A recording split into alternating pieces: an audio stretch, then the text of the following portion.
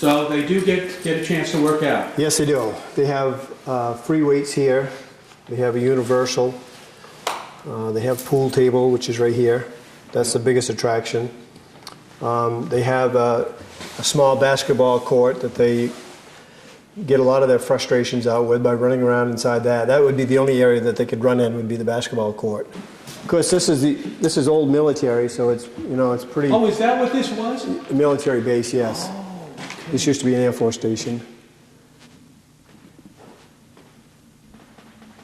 And they play a handball against there. Yes, they do. You know, you give them respect and you get respect back. That's, you know, you're fair with them and you get it back. This is our counseling area. He's got somebody in there right now. Now, what would that counselor be there for? To talk over their problems, try to help them through it, possibly recommend them for any kind of medication if they needed it, you know, pass it on to a psychologist. Like the guy that we just saw in solitary there. Would he take advantage of counseling? I would say not. No. He never has. You know, some people just don't want to talk with them. They just want to make it hard on themselves. Right. They could make it easy, but they prefer to make it hard. Yes. Try to deal with things their own way. What do you do with somebody? I mean, I don't know that you would know this, but a guy like that who you know just goes against the system, but still his time is up. You got to let him out? Yes, you do. Got to let them out and they'll be back. You know they'll be back because of the way they acted here, too. Right. Isn't it? I started, this will be my 20th year, starting my 20th year, and we just received an inmate a couple days ago that is back in the system that started about the same time that I did. So he's been in the system for almost 20 years. And he's here. He's back here again. So it's for some it's never ending, which is sad, you know. It's the only life that they know. So they did urine testing this morning, and that's why the chairs are lined up the way they are. Wow. How often does that happen? I mean, it's random, right? Yes, well, we have random and we also have suspicion. So random, we have to do so many per year. I believe it's 14 we have to do a year.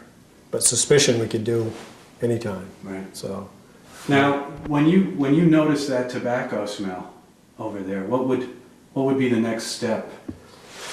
to try and locate who's smoking. Yeah. You know, could be in the bathroom, it could be in the room. You know, try to get down and catch a guy actually smoking. Yeah. But I can't imagine you can catch somebody all the time. No, all the time you can't. No, because they have lookouts. You know, they'll have somebody to stand in the doorway and say, "Oh, here comes the guard." Yeah, so right. they ditch a cigarette. You know, so it is hard.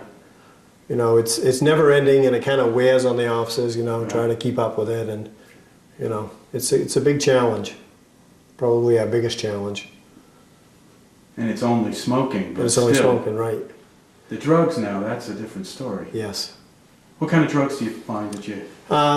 We've had most. What we have here is marijuana, but we have had harder prescription drugs, that kind of thing, oxycontins and methamphetamines.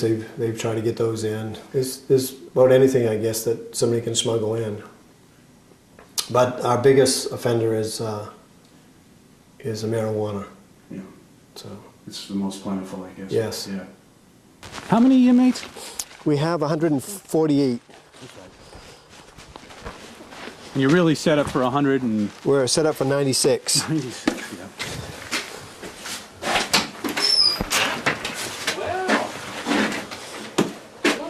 This is Gino. He's doing a little filming of the facility and the different areas. And yeah, we just had a kid just complete his GED, and he did very, very well. Good. Stephen Dumont, and he's ready to take his test next week, I hope, and he'll be all done. Great. Hello there. How are you, sir? I'm fine. Am I being recorded? Sure. Oh. What is your name? I'm Jim Dumont. And you're the librarian? A librarian and a teacher. And the teacher? Yeah. So what time, I heard you saying that somebody had gotten a GED. Well, we gave a practice test this afternoon for GED, and the young man successfully completed his tests. So that means that next week I'm going to schedule him for his GED official test. how often does something like that happen? It happens pretty much on a regular basis. Yeah. See all the pictures on the wall there? These are our latest graduates. Oh, all right. So we've had quite a successful run here with students. So. You seem to like what you do. Well, yeah, sure, of course. Why I've been doing wouldn't it. I've been doing it for 20 years. So Here? yeah, Now, why- I opened the school here. Did you really? Yes. What do you mean by open? Do you? Well, refer- I was the school. They gave me a box with 5 pencils and a pad of paper, and they said, "Go forth. You're the teacher." And that's how it started. and Isn't were that you- right? Do you remember that, Dano? were you a teacher somewhere else? Yes. Yes, I was a teacher in the in communities around here. So. Okay, yeah. Yeah. And now, how does this? What kind of satisfaction? How do you get satisfaction from doing this? Well, I get satisfaction because I can see that this is an opportunity for some of these young men to get over with their problems and move on with their lives. You know, we get calls all the time. The school department does from success stories. You know, I mean, they're not all bad stories. I mean, some of them actually go out and succeed. You know, and in part it was due to getting their high school credentials. You know, and Now, moving on. I can imagine that some of these guys in here would kind of get kind of close to you, and that if they did get something Oh, yeah. from you, that they'd stay in contact with you. Yeah, after they do. left. Yeah. Do you hear from some of these guys?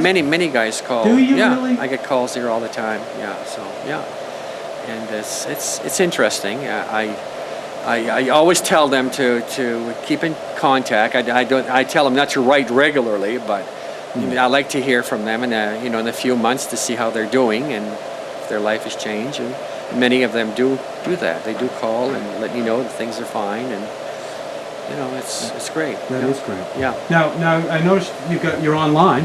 Yeah, yeah. We have what is called NovaNet, which is a connection, a education program that we're connected with Southern Maine Community College in South Portland, and our guys that meet the criteria are allowed to do college level courses through an internet system. It's not internet, it's NovaNet, okay? So it's very restricted just to school stuff, and they can earn quite a few college credits in the math area.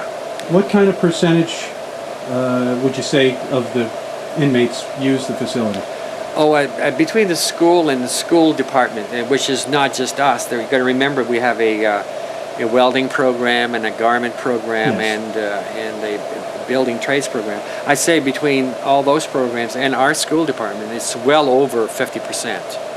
Because we also have the library, and many of the guys come to the library, so Yeah. it's a very busy place. Now, one of is the it open busiest all the places. time? I mean, Yes, Yeah. and during the day it's open from 8 in the morning till 4 in the afternoon, every day. So, yeah. Well, thank you. You're welcome.